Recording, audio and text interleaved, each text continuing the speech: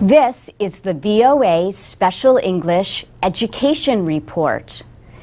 Bess Lomax Hawes was an American folk musician, singer, and teacher who died in November at the age of 88. She came from a family of music historians. She helped her father and brother, John and Alan Lomax, collect folk music. John Lomax developed an archive of American folk song at the Library of Congress. In the 1940s, after college, Bess Lomax joined the Almanac Singers, a group that sang social protest songs. Other members included Woody Guthrie, Pete Seeger, and Butch Hawes, who became her husband. The family later moved to California, where Bess taught music, including guitar and banjo. She also became an anthropology professor at what is now California State University, Northridge. In the 1970s, she worked at the Smithsonian Institution in Washington. Later, she directed the Folk Arts program at the National Endowment for the Arts. She received the National Medal of Arts from President Bill Clinton in 1993. Daniel Sheehy is acting head of the Center for Folklife and Cultural Heritage at the Smithsonian. He worked with Bess Lomax Hawes and remembers how she worked to keep folk traditions from being lost. He said she found ways to help those voices, songs, stories, and craft traditions make it into the lives of a much broader public.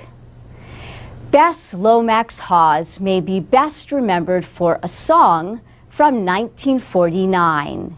She and Jacqueline Steiner took old music and wrote new words for a campaign song. The song was to support Walter O'Brien, a Progressive Party candidate for mayor of Boston, Massachusetts. One of Mr. O'Brien's promises was to fight a fare increase on the transit system then known as the MTA. The song is about Charlie, a man who does not have enough money to leave the train, so he has to ride forever. Here is part of this funny song. Did he ever return? No, he never returned, and his fate is still unlearned. He may ride forever 'neath the streets of Boston. He's the man who never returned. The candidate lost, but the MTA song later became a huge hit with a version by the Kingston Trio. And that's the VOA Special English Education Report. You can find transcripts, podcasts, and archives of our programs, and links to our social media at voaspecialenglish.com. This is the VOA Special English Education Report. An American nonprofit organization helps young people around the world to understand important issues and each other. The Global Nomads Group organizes educational video conferences. Students and speakers discuss subjects like AIDS, world religions, nuclear weapons, immigration, climate change, and politics. For example, students from at least 8 schools in Ghana talked with American students about the election and inauguration of President Obama. The Ghanaians took part from a distance learning center in Accra. Live coverage from Washington brought the energy from the streets to the classrooms, said a story in Modern Ghana News. The Global Nomads Group, or GNG, was started in 1998 by 4 university students. They wanted other young people to become more informed about the world. Programs have been held in more than 40 countries. The group says at least 10,000 students take part each year. Shirley Heron teaches high school in Magnolia, Texas. She says her school is not using the programs this year because of budget cuts. But she tells us in an email, a live conference feed was 100% better than a textbook. Magnolia is a small town, and for many of my students, this was an opportunity to travel around the world. One thing her students discovered is that they liked the same music and activities as many other young people around the world. The Global Nomads Group charges for programs, but says it tries to help schools with limited resources. In one program, students in Rwanda and at several American high schools asked each other questions. These included questions from Rwandan students about subjects like drug use, HIV/AIDS, and girls in school who get pregnant. An American boy asked about ethnic groups in Rwanda. He asked about the differences between the Tutsi and the Hutu. A girl in Rwanda answered, "There is no difference between the Hutus and the Tutsis. First of all, they are not 2 different tribes. We are one people. They are just ethnicities." At the end of the video conference, the Rwandan teacher made an announcement. She said, "In our culture, we never say goodbye, and we are going to entertain you. Thank you." And that's the VOA Special English Education Report. This is the VOA Special English Education Report. Last week's report on bullying brought so many comments online, we are going to take this time to share some. One person who gave no name or country described an experience with a parent-teacher association. "I have been a victim of bullying in a PTA group. It is not just a problem for teenagers. Adults also engage in bullying activities, but it is usually verbal abuse by spreading lies to ruin your reputation or isolate the victim from the rest of the group. Since we are the role model of the next generation, our behavior will shape the future society." Vicky in Taiwan still remembers being scared by bullies in junior high school. And Jung Kim wrote, "Even we Koreans are made fun of by our own. If you're not cool with the popular people, you will be laughed at." Jeannie from Brazil says children should be taught to respect differences. And Kelly in the United States suggested that parents should spend more time with their children. If they are taught to be considerate when they are very young, they will not treat other people in a mean way. Joruji in Japan called for improving communication among students, parents, and teachers. Farshad, an Iranian in the United States, and Selim from France both suggested using psychologists in school to help control the problem. Some people complain that bullying is not always taken seriously. A commenter in Vietnam wrote, "We as parents and teachers should let children understand that they will be punished if they do wrong, and the punishments won't be only reminders or warnings." But not everyone agreed.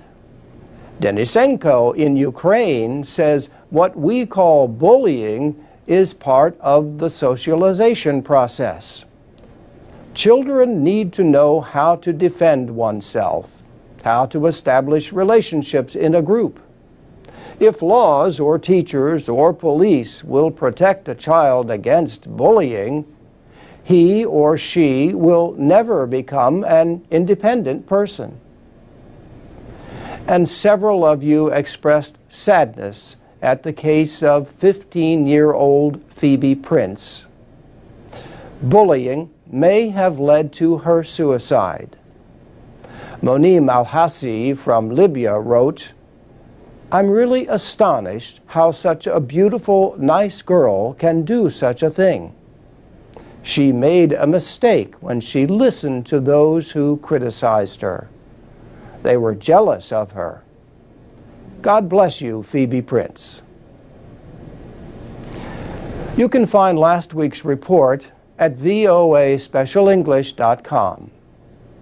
And that's the VOA Special English Education Report. This is the VOA Special English Education Report. HALT International Business School has campuses in Boston, San Francisco, London, Dubai, and Shanghai. The HALT Global Case Challenge is a competition based on the idea that solving world problems requires a good business plan. Teams compete for prizes of $1 million to help an organization with efforts to solve problems like hunger, poverty, and disease. A HALT student, Ahmad Ashkar, created the challenge for teams from business schools around the world. This year's challenge deals with poverty. Teams will compete to develop business plans for 3 non-governmental organizations. Solar Aid works on energy projects in East and Southern Africa. Habitat for Humanity builds low-cost housing. And 1 laptop per child builds computers for governments in developing countries to supply to poor communities. That group is taking part in the competition for the 2nd time. David Batley from Solar Aid says his group works with local entrepreneurs to bring power from the sun to rural communities. I think the winning team will be one that uses a combination of really innovative thinking and taking account of the practicalities of operating in Africa and the challenges that represents. Sandy Parakilas took part in the first competition in 2009. The challenge that year was to help an organization reach 100 million people in 5 years. One of the 3 top prizes went to his team from Carnegie Mellon University for their business plan for 1 laptop per child. They were struggling with competition from Microsoft and Intel, and they were having trouble basically making money. So it was a great opportunity for some business students to come in and create some ideas for a not-for-profit to be more profitable, essentially. Howard McNally is Chief Executive Officer of the HALT Global Challenge. He says it's the equivalent of about 20,000 hours of consulting advice from the world's smartest, youngest people. Mr. McNally says the students learn about world problems and the opportunities that might be available for them in the market. And it's also a tremendous opportunity for the NGOs that we're working with to get the kind of advice that they're going to get about their vision and their goals. The 5 HALT campuses will hold regional competitions in February. Finalists will be chosen in New York in April. For VOA Special English, I'm Alex Villarreal. I'm Alex Villarreal with the VOA Special English Education Report. President Obama talked a lot about education in his State of the Union speech in January. He said, "We need to out-innovate, out-educate, and outbuild the rest of the world. If Americans want to win the future," he said, "then they also have to win the race to educate their children." The president said, over the next 10 years, nearly half of all new jobs will require education that goes beyond a high school education. And yet, as many as a quarter of our students aren't even finishing high school. The quality of our math and science education lags behind many other nations. America has fallen to 9th in the proportion of young people with a college degree. 2 years ago, Mr. Obama set a goal to regain the world's highest rate of college graduates by 2020. He says the responsibility to give every child a chance to succeed begins not in classrooms, but in homes and communities. He said, "Only parents can make sure the TV is turned off and homework gets done. We need to teach our kids that it's not just the winner of the Super Bowl who deserves to be celebrated, but the winner of the science fair." President Obama talked about his Race to the Top competition. It offered states money to develop plans to improve teacher quality and student performance. Also, he called for preparing 100,000 new teachers in science, technology, engineering, and math over the next 10 years. Mr. Obama offered to begin debate with Congress on immigration reform, and he linked that issue to education. He said, "Today, there are hundreds of thousands of students excelling in our schools who are not American citizens. Some are the children of undocumented workers. They grew up as Americans and pledge allegiance to our flag, and yet they live every day with the threat of deportation. Others come here from abroad to study in our colleges and universities. But as soon as they obtain advanced degrees, we send them back home to compete against us." The speech came the same day the Education Department released the latest results on student progress in science. The goal is for all students to perform at the proficient or advanced level. But only about 1/3 of students in grades 4 and 8 and 1/5 of 12th graders did that in 2009. Just 1 to 2% of students performed at the advanced level.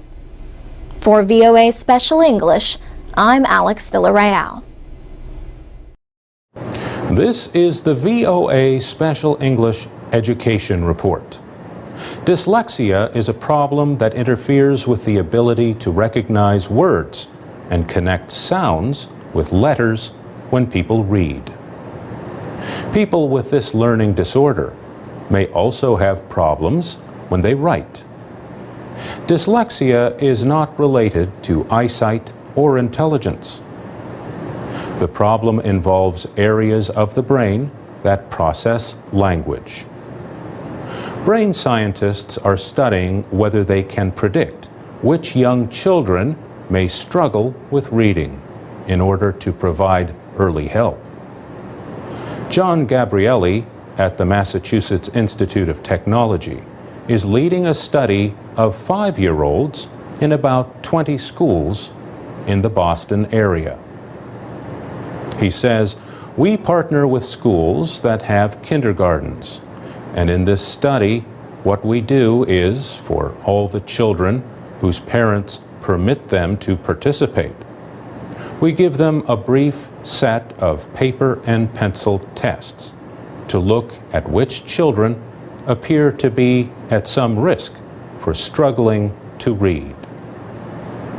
So far, 50 of the kindergartners have been examined in a machine that shows brain activity.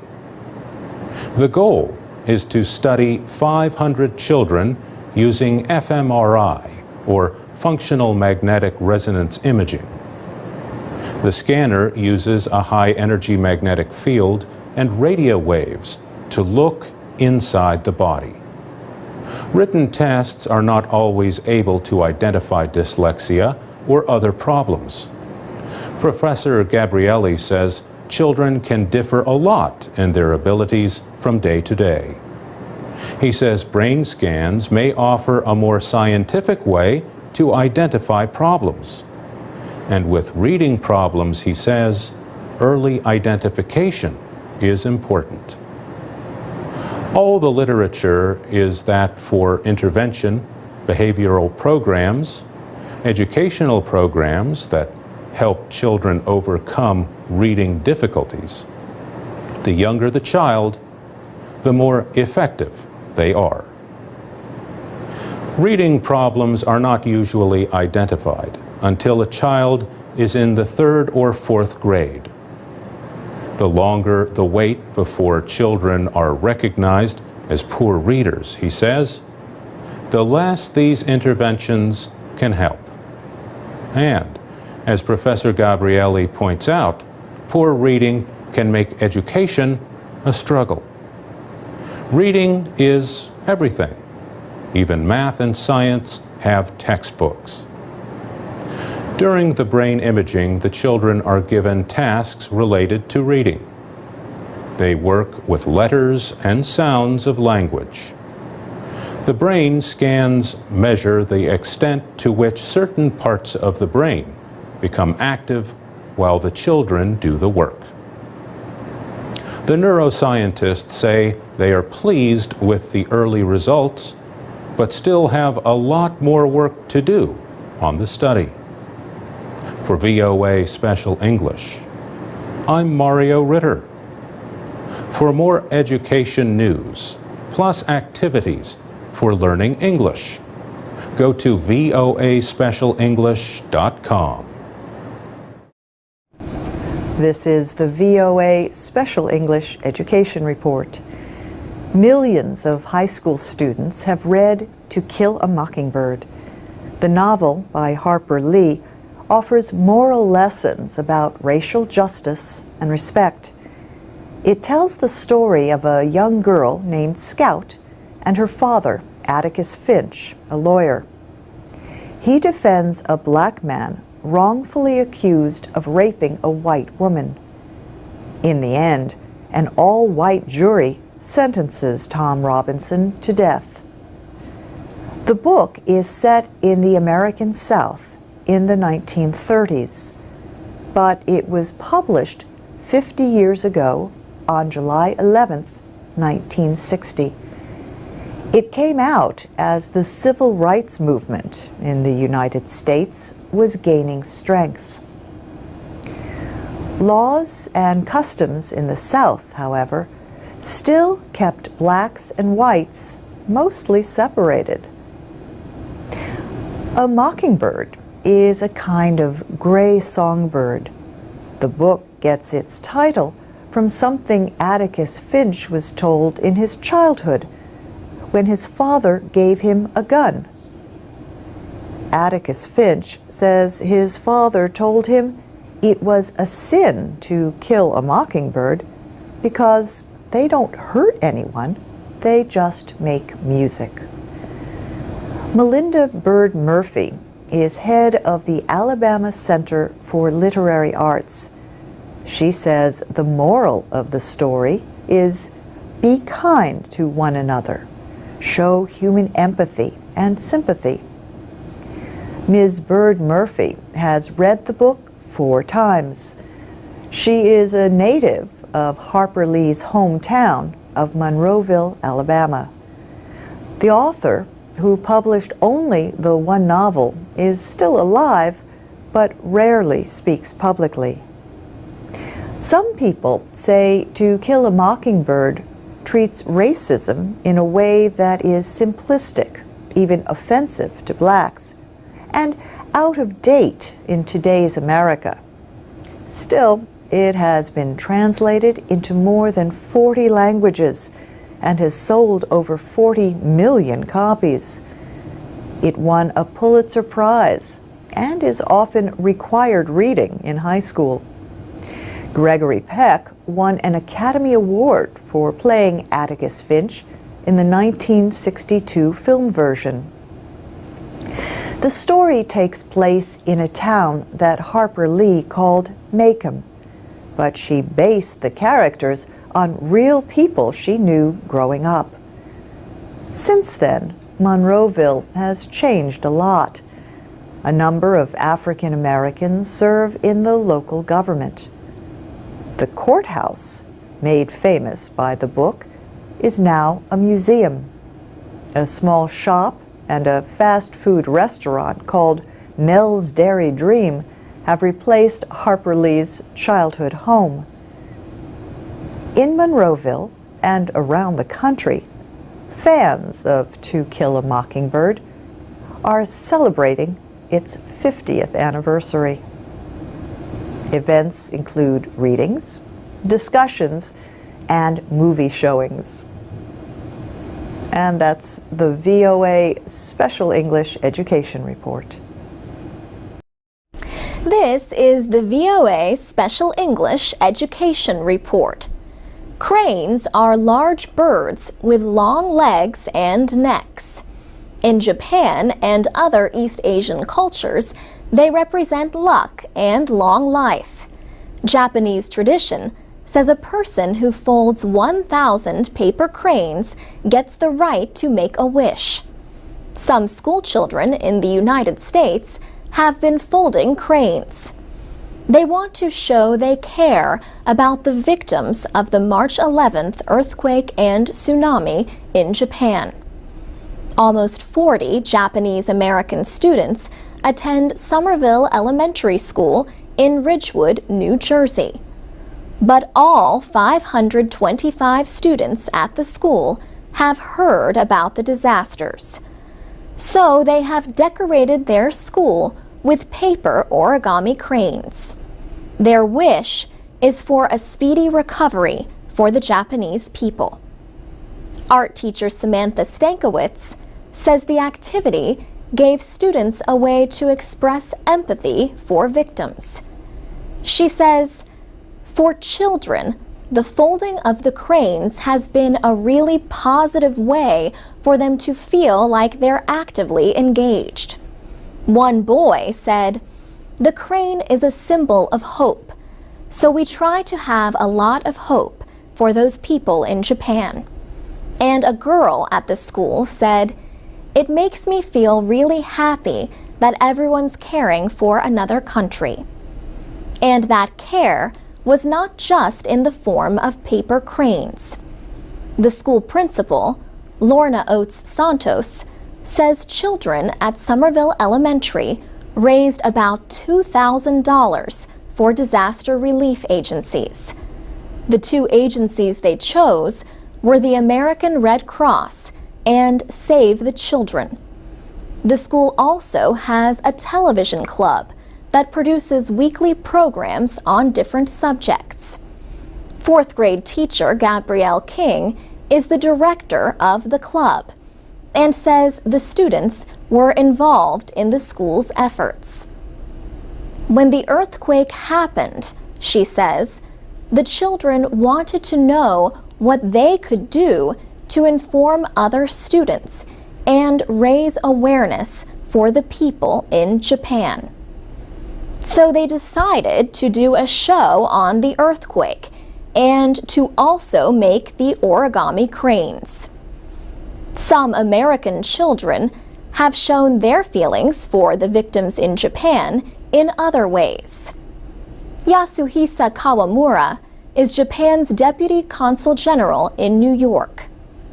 He says one young girl brought a painting she had made to the consulate. The painting showed the two countries, Japan and the United States, shaking hands over the ocean and saying, "We are with you." Mr. Kawamura said consulate staff members were very moved and touched by this young girl's expression. The East Asia program at Cornell University in the United States has a lesson plan and directions for folding origami cranes. You can find a link at voaspecialenglish.com. For VOA Special English, I'm Alex Villarreal. I'm Alex Villarreal with the VOA Special English Education Report. In November, the Institute of International Education in New York published its yearly report on international students in the United States. The report says more than 690,000 attended American colleges and universities during the last academic year. That number was a record high. It was an increase of 3% from the year before, but it was mainly the result of heavy growth from one country, China. China passed India as the top country sending students to the United States. The president of the institute, Alan Goodman, says the economic crisis could have limited growth from other countries. The Institute of International Education publishes its report called Open Doors with support from the State Department. The latest report is for the academic year that ended this past June. It says China sent more than 127,000 students. That was an increase of 30% over the previous year. India was the top sending country for 8 years, but last year it was in second place, followed by South Korea. Among the top sending countries, Japan showed the greatest decrease, a drop of 15%. For a 9th year, the University of Southern California in Los Angeles reported the largest number of foreign students, nearly 8,000. The most popular field of study for international students in the United States is business and management, followed by engineering. But the report noted a 9% decrease for intensive English language programs. Alan Goodman says the reason may have been the recession. He says English language training is often the most costly part for students beginning their studies. But Mr. Goodman pointed to an increase in another area. The number of foreign students at the undergraduate level. He says traditionally, study in America has been overwhelmingly at the graduate level. He says that has changed in the past several years. There has been almost an equal interest by families in sending students here for undergraduate education. He believes that is going to continue. There are 4,000 accredited colleges and universities. International students make up only about 3% of the total enrollment. What that means, he says, is that there is a lot of room for growth. For VOA Special English, I'm Alex Villarreal. This is the VOA Special English Education Report. Graduate schools in the United States are reporting a 9% increase in applications from international students this year. The increase is the same as 2 years ago.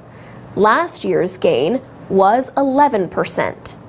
China, Mexico, and Brazil showed the biggest increases in applications to enter master's and doctoral programs this fall.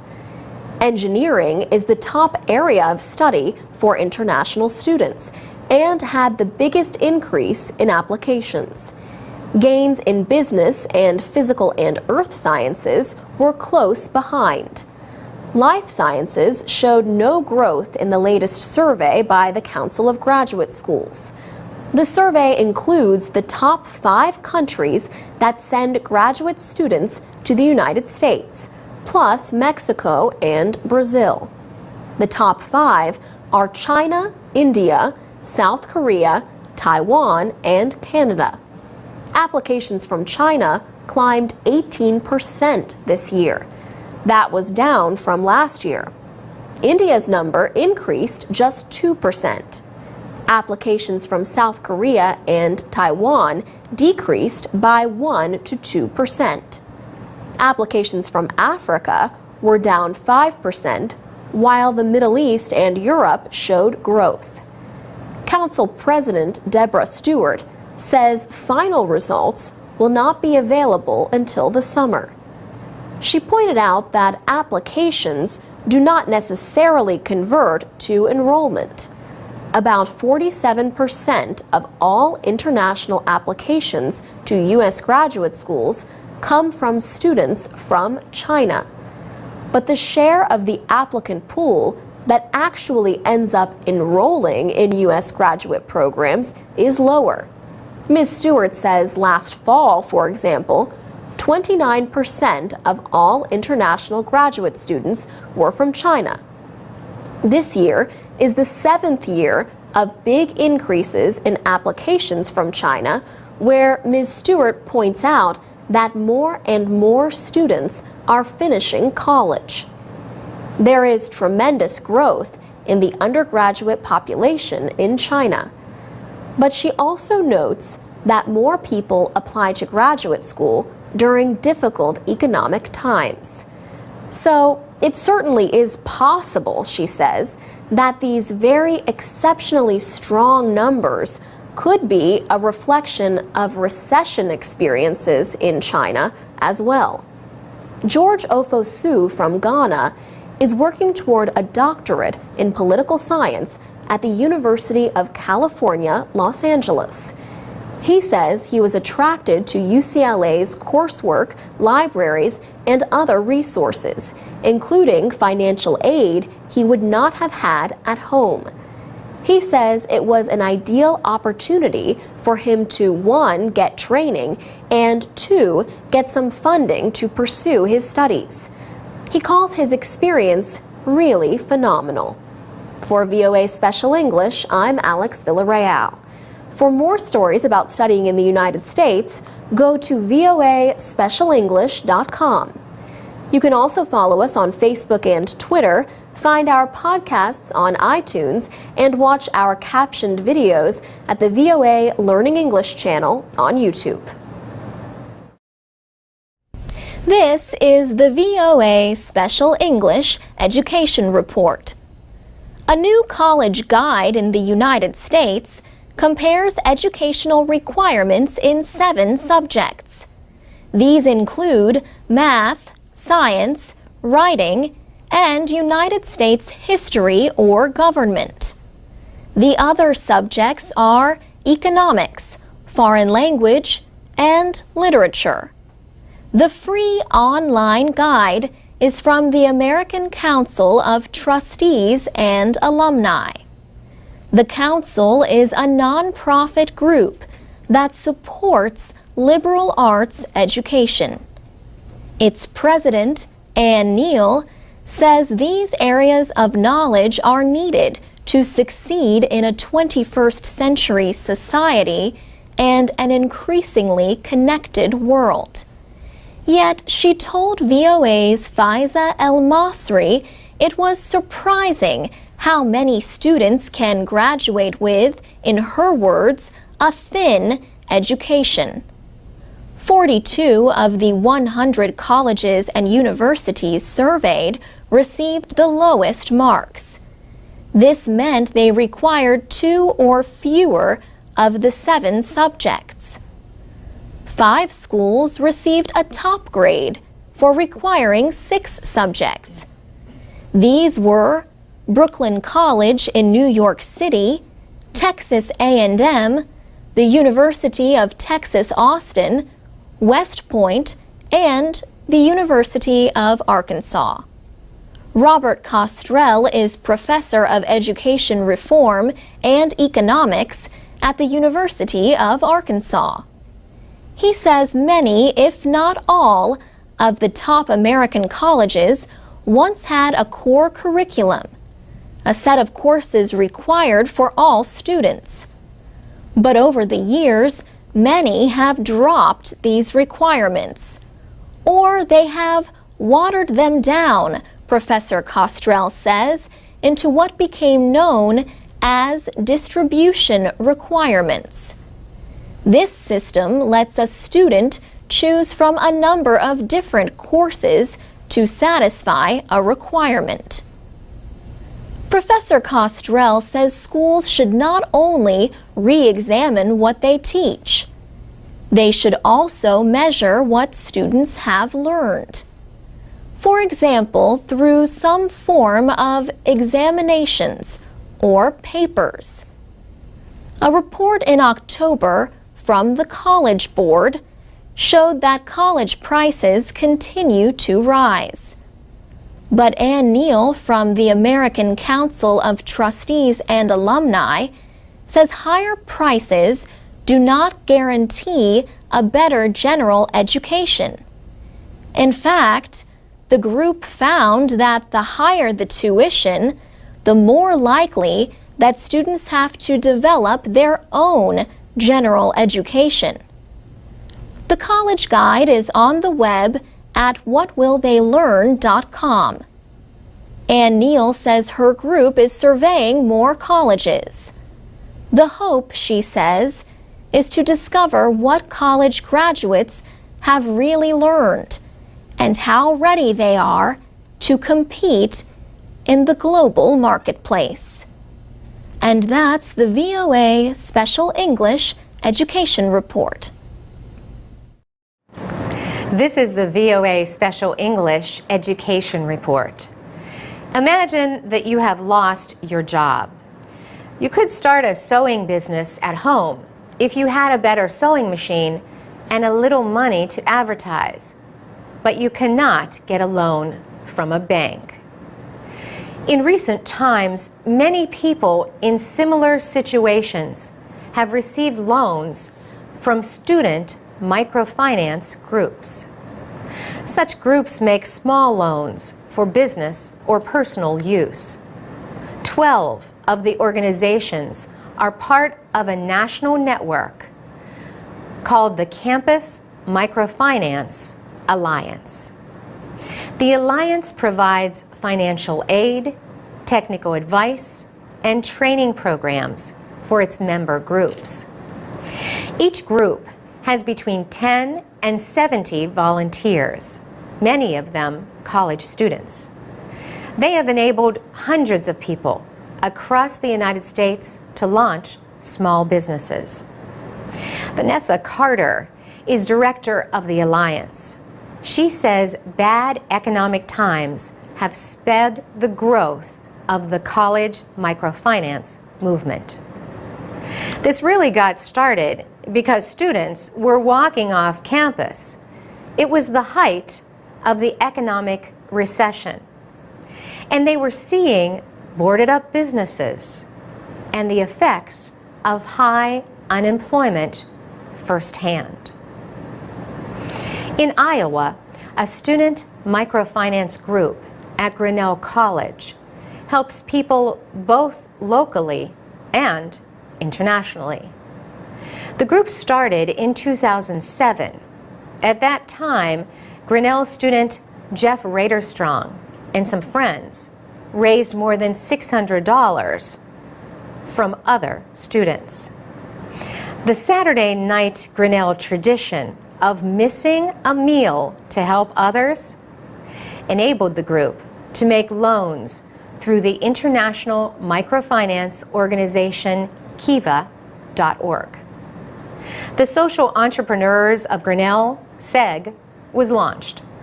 Later, SEG moved toward making loans directly to international partners. But as time passed, the group started helping people in Iowa. Jeff Raderstrong remembers how that developed.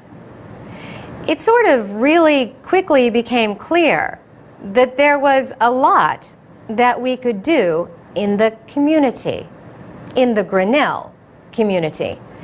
Because, you know, the town itself, there is some wealth, but there is a lot of poverty. And it is a lot of rural poverty. Mark Root Riley was another early member of SEG. He says the group recognized that small targeted loans at 0% or low interest could help local residents. SEG money has helped people make car payments so they can get to their jobs. It also helped patients in need of temporary housing near the medical center where they receive treatment. For VOA Special English, I'm Carolyn Prasuti. Get more news and learn English at voaspecialenglish.com. I'm Alex Villarreal with the VOA Special English Education Report. Not everyone who teaches in a college or university is a professor. Many are instructors or lecturers. In fact, not even all professors are full professors. Many of them are assistant or associate professors or adjunct professors. So what do all of these different academic titles mean at American colleges and universities? Get ready for a short lecture, especially if you are thinking of a career in higher education. Professors usually need a doctoral degree, but sometimes a school will offer positions to people who have not yet received their doctorate. This person would be called an instructor until the degree has been completed. After that, the instructor could become an assistant professor. Assistant professors do not have tenure. Tenure means a permanent appointment. This goal of greater job security is harder to reach these days. Fewer teaching positions offer the chance for tenure. Teachers and researchers who are hired into positions that do offer it are said to be on the tenure track. Assistant professor is the first job on this path. Assistant professors generally have 5 to 7 years to gain tenure. During this time, other faculty members study the person's work. If tenure is denied, then the assistant professor usually has a year to find another job. Candidates for tenure may feel great pressure to get research published. Publish or perish is the traditional saying. An assistant professor who receives tenure becomes an associate professor. An associate professor may later be appointed a full professor. Assistant, associate, and full professors perform many duties. They teach classes. They advise students. And they carry out research. They also serve on committees and take part in other activities. Other faculty members are not expected to do all these jobs. They are not on a tenure track. Instead, they might be in adjunct or visiting positions. A visiting professor has a job at one school but works at another for a period of time. An adjunct professor is also a limited or part-time position to do research or teach classes. Adjunct professors have a doctorate degree. Another position is that of lecturer. Lecturers teach classes, but they may or may not have a doctorate. For VOA Special English, I'm Alex Villarreal. You can read and listen to our reports at voaspecialenglish.com. You can also find us on Facebook and Twitter at VOA Learning English. This is the VOA Special English Education Report. Not everyone who teaches in a college or university is a professor. Many are instructors or lecturers. In fact, not even all professors are full professors. Many of them are assistant or associate professors or adjunct professors. So what do all of these different academic titles mean at American colleges and universities? Get ready for a short lecture, especially if you are thinking of a career in higher education. Professors usually need a doctoral degree, but sometimes a school will offer positions to people who have not yet received their doctorate.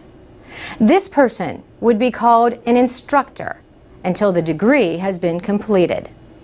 After that, the instructor could become an assistant professor.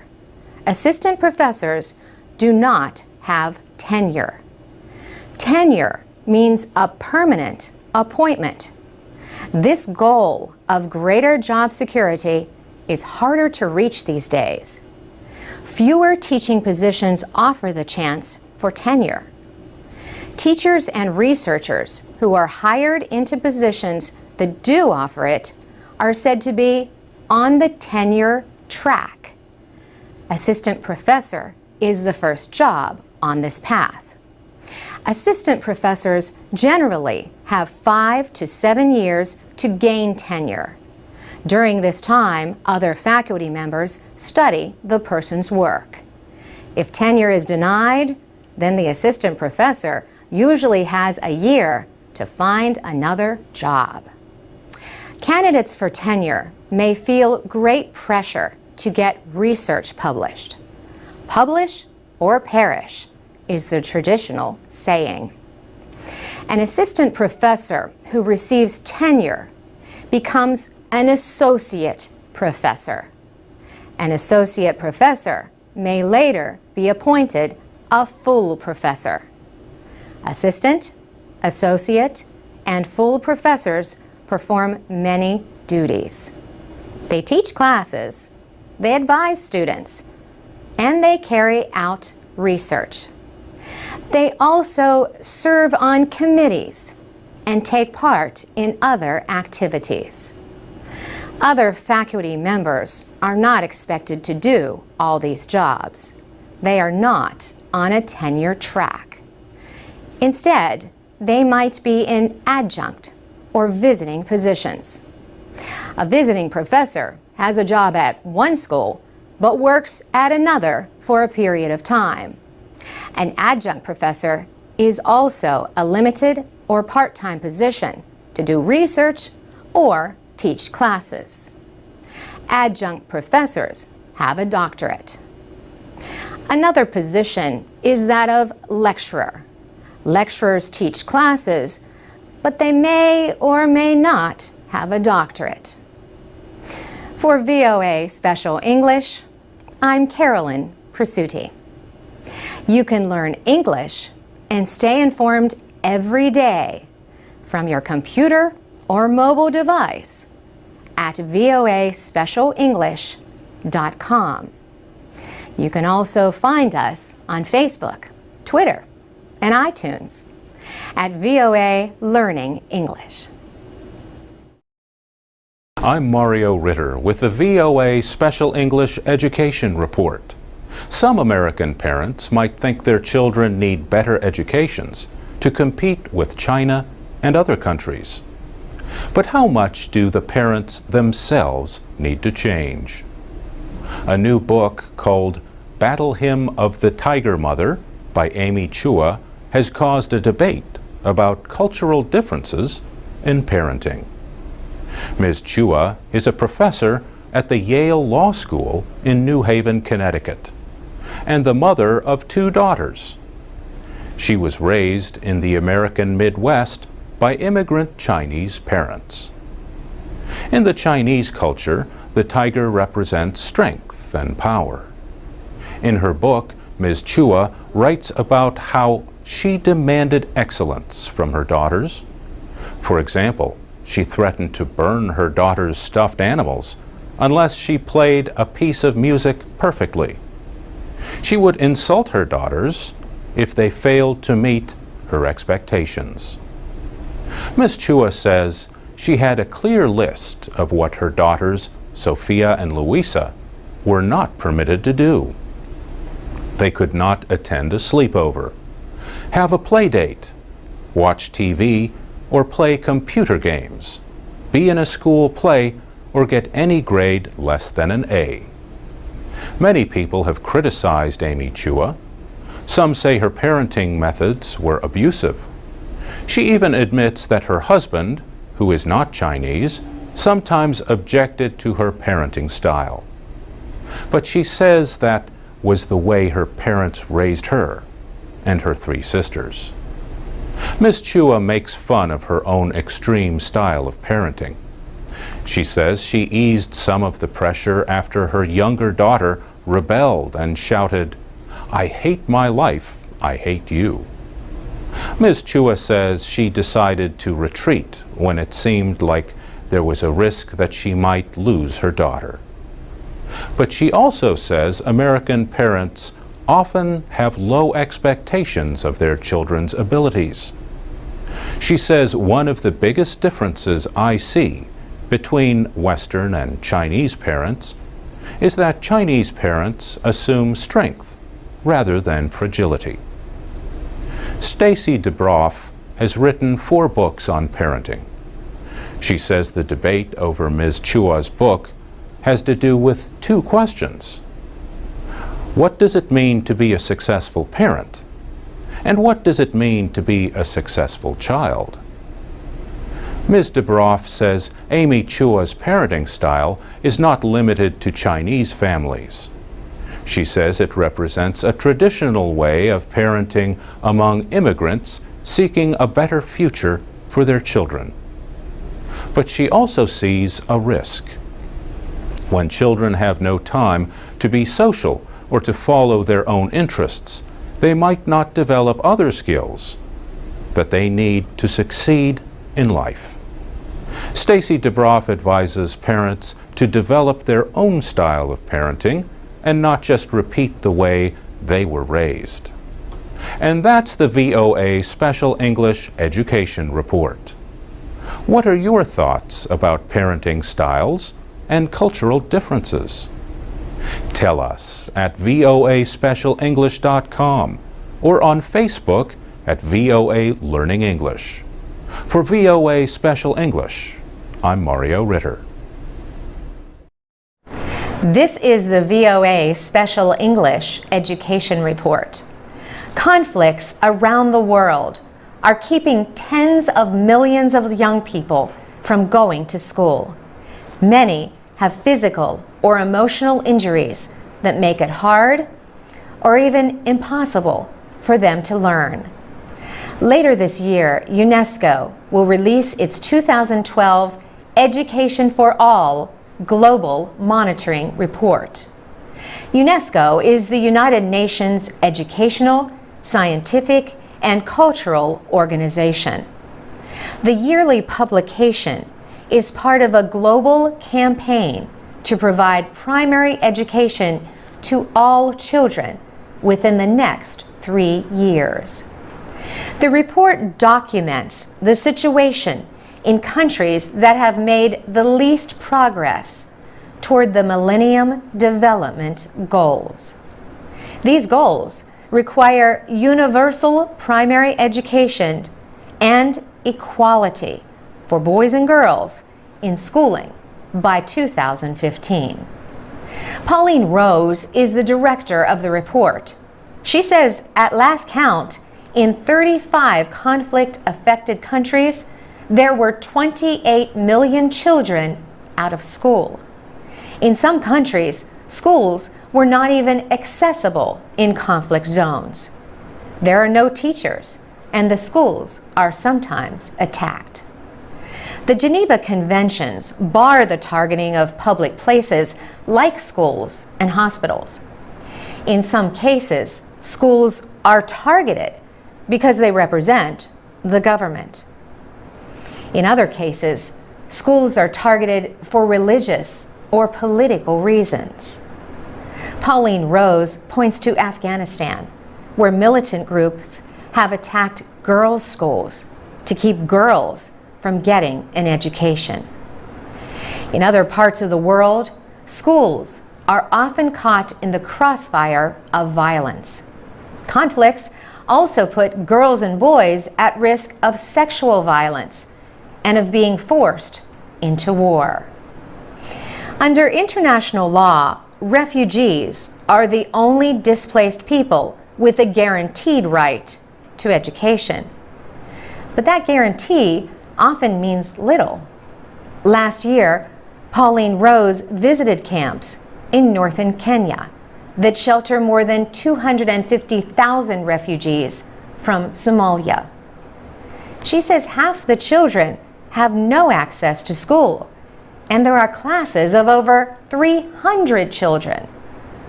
The study asks, what if conflict states in sub-Saharan Africa moved just 10% of their military spending to education? UNESCO says they could educate more than 1/4 of their out-of-school population.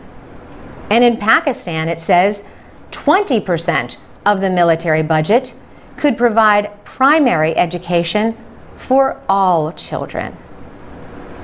Experts say one country has been a real success story. For years, Botswana has used its wealth from diamond exports to finance universal primary education and to create a skills base for its growing economy. For VOA Special English, I'm Carolyn Presutti.